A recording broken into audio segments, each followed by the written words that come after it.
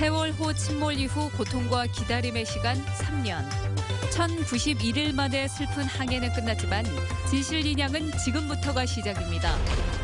문재인 안철수도 후보의 양강구도 속에 각 정당은 지역 선대위를 구성하며 바람몰이를 준비하고 있습니다. 대선을 앞두고 전국의 민심을 들어보는 기획보도. 오늘은 전통적으로 보수 지지층이었던 대구와 부산의 민심을 살펴봤습니다. 태국의 학생운동가 자투파 씨가 올해 광주 인권상 수상자로 선정됐습니다. 여러분 안녕하십니까? 오늘 첫 뉴스는 슬픔과 고통의 세월을 되짚어보려고 합니다. 3년이라는 시간이 흘렀지만 세월호 참사는 아직도 마침표를 찍지 못하고 있습니다. 미수습자 9명은 가족품으로 돌아오지 못하고 있고 진상규명 요구는 여전히 진행형입니다. 세월호 침몰부터 육상 거치까지 1091일의 기록을 김윤 기자가 정리했습니다.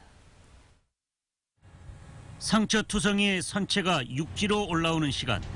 세월호 가족들은 녹아내린 가슴을 부여잡고 무사히 기도 같은 말을 되뇌었습니다. 9명 다 찾아주면 됩니다. 다 296번으로다가 똑같이 나왔으면 좋겠어요. 2014년 4월 16일 배가 기울고 있다. 살려달라는 다급한 목소리만 남긴 채 세월호는 차가운 맹골 수도 바닷물 속에 가라앉았습니다. 승객들을 버린 선원들, 우왕좌왕, 갈팡질팡의 구조와 수색, 꽃다운 생명들이 졌습니다. 정부는 사실을 숨기고 화제를 돌리기에 급급했습니다. 진실의 끝자락이라도 붙잡기 위해 세월호 가족들은 팽목항에서, 안산에서, 광화문에서 사고 해역이 보이는 외딴섬 동거차도에서 버거운 날들을 견뎌야 했습니다. 친구들을 먼저 떠나보낸 아이들은 그 사이 성인이 됐지만 친구들이 왜 떠나야만 했는지 아직도 정확히 알지 못합니다. 특별조사위원회도 청문회도 의지 없는 정부 아래에서는 진실 규명에 역부족이었습니다. 여기 많은 사람들이 이렇게 사고를 당했는데 그것조차 원인을 모르는 거는 좀 문제가 있는 것 같아요. 봄날 설렘을 안고 인천항을 떠났던 세월호는 한나절의 시간이면 도착했을 제주도 대신 1091일이 걸려 목포 신항의 육지 위에 올랐습니다. 바다에서 육지까지 세월호의 슬픈 항해는 끝났지만 진실의 인양은 지금부터 시작입니다. MBC 뉴스 김윤입니다. 세월호 선체에 대해서는 이틀째 세척이 진행됐습니다. 다음 주부터는 본격적인 수색이 예상됩니다. 김진성 기자입니다. 객실이 있는 세월호 3, 4층 뱃머리가 진흙과 녹을 벗고 흰 벽면을 드러냈습니다. 고가 사다리를 탄 작업자들이 여러 곳에서 동시에 선체를 세척해 현재까지 30% 이상 마무리됐습니다. 와이어나 전기 배전판 등 작업자에게 떨어질 위험이 있는 외부 장애물은 제거됐습니다. 선체 자체를 보존하는 데 필요한 청수로 다 염분을 제거하는 역할이 있고요. 진흙이나 또는 그 기름이 작업자들이 미끄러지는 것 같은 안전에 관계된 것도 있어서 선체 주변으로 선체조사위원회 사무실 등 컨테이너가 속속 설치되고 있습니다.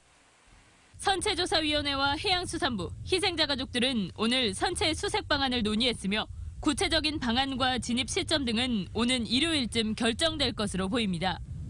안에 들어가면 전부 장애물이니까 안전점검을 똑바로 해서 다친 사람 없이 얼른 마무리됐습니다. 9명을 찾기를 바라는 거예요. 선체 외부 세척 작업이 끝나면 방역과 선체 안전도 검사를 거쳐 선내 수색이 시작됩니다. 침몰해역에서는 하루 한두 차례씩 수중 수색이 이루어지고 있지만 현재까지 별다른 성과는 없었습니다. MBC 뉴스 김진선입니다. 세월호 3주기를 추모하는 행사가 광주와 전남 곳곳에서 이어지고 있습니다. 오늘 금남로에서는 여성 민우회 회원들이 세월호 참사를 기억하고 미수습자의 귀환을 염원하는 거리 퍼포먼스를 펼쳤습니다.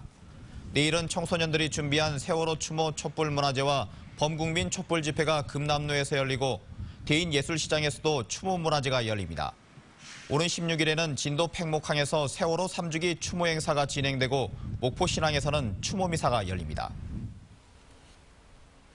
문재인, 안철수 두 후보의 양강구도 속에 다음 주부터 선거운동이 본격적으로 시작됩니다. 각 정당은 지역 선대위를 구성하며 바람몰이 태세를 갖추고 있습니다. 윤근수 기자입니다. 이번 주 한국갤럽의 정례 여론조사에서도 양강 구도는 여전했습니다. 문재인, 안철수 두 후보의 지지율은 40%대 37%로 오차 범위 내 접전. 하지만 지역별로는 편차가 있습니다. 서울을 비롯한 수도권과 대전, 충청권에서는 두 후보가 치열하게 경합 중이지만 영남권의 성적표는 갈렸습니다. 대구, 경북에서는 안철수 후보의 우세, 부산, 경남에서는 문재인 후보가 앞섰습니다. 호남은 47대 36으로 문 후보의 지지율이 조금 높게 나왔습니다. 지역별로 판세가 엎치락뒤치락하는 구도 속에 민주당과 국민의당은 광주, 전남 선대위를 구성하며 바람몰이에 나설 채비를 서두르고 있습니다. 광주 시민 여러분의 전폭적인 지지와 성원을 부탁드리겠습니다.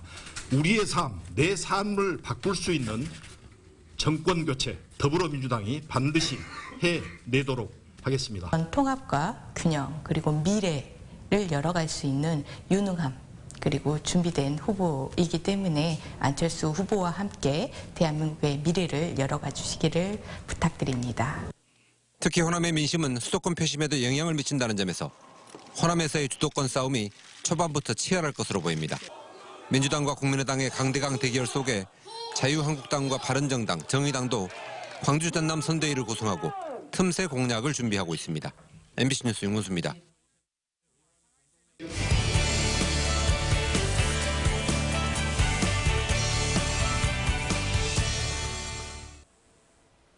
본격적인 대선 레이스를 앞두고 전국의 민심을 살펴보는 기획보도입니다. 보수의 심장으로 불리는 대구 경북 지역은 유력한 보수 주자가 없고 탄핵을 거치면서 민심의 변화도 더해져 표심의 변화가 예상됩니다. 대구 MBC 이상원 기자입니다. 대구 경북은 지난 18대 대선 때 80%의 지지로 새누리당 박근혜 후보를 대통령으로 당선시키는 데 결정적인 역할을 한 보수의 텃밭입니다. 하지만 탄핵 정국을 거치면서 이 같은 콘크리트 지지층에 균열이 나타나고 있습니다. 이틀 전 실시된 재보궐선거에서 6곳 선거구 모두 자유한국당 후보가 당선됐지만 대부분 과반의 지지를 받지 못했습니다. 이른바 묻지마 지지 현상이 눈에 띄게 약해지고 있는 것입니다.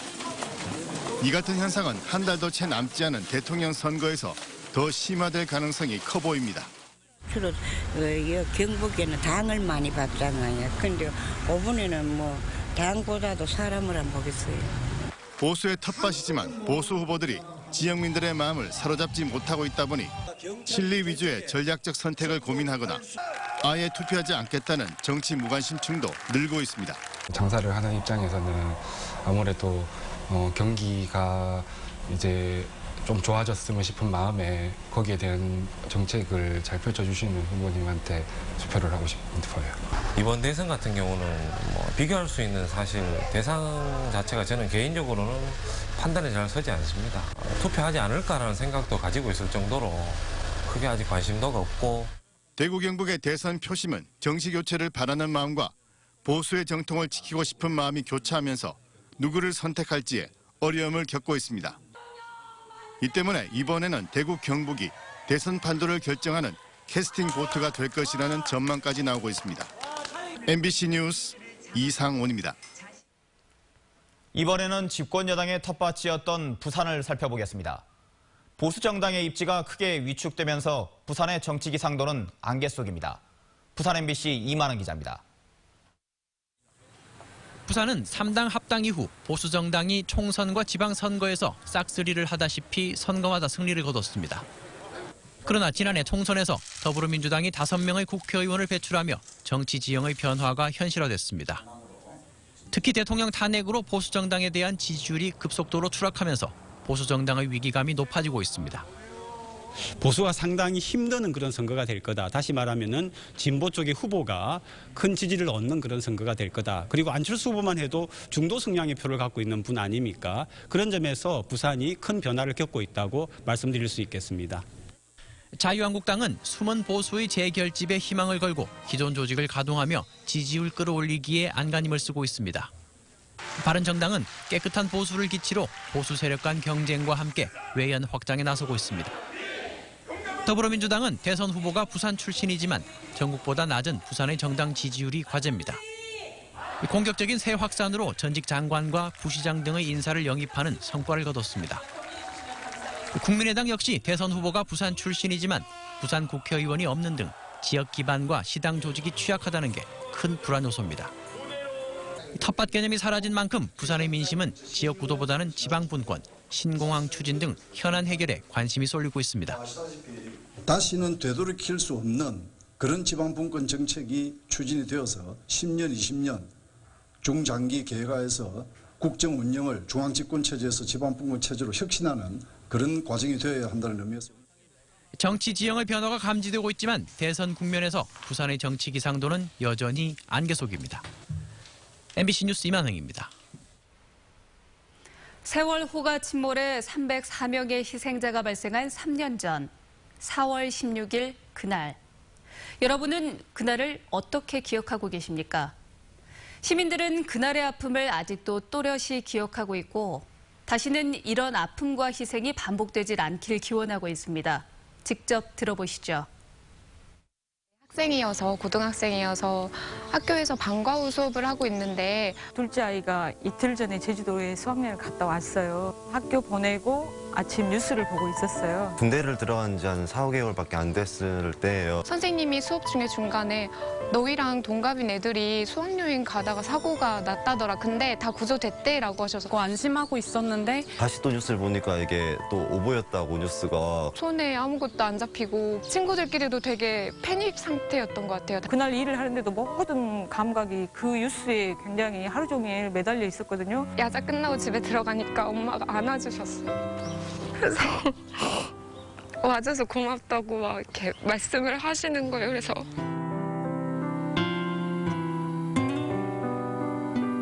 나에게 가장 큰 영향을 미친 사건이 뭐냐고 누가 그런 질문을 했는데 세월호라고 말을 했어요. 나라 전체적으로는 모든 문제 덩어리가 골마서 한꺼번에 총체적으로 터진 사건이라고 보거든요. 원인을 철저하게 이렇게 분석을 해가지고 다시는 세월호 같은 그런 사고가 없었으면 좋겠어요.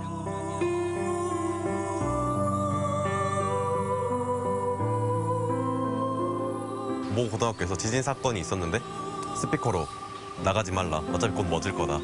가만히 있으라. 아직까지도 가만히 있으라. 모래알 다 뒤집어서 뭔가를 찾아내듯이 하나하나 고쳐가면 조금 더 살만한 세상이 오지 않을까. 사람들이 이런 아픈 일이 있었다는 걸 계속 기억했으면 좋겠어요.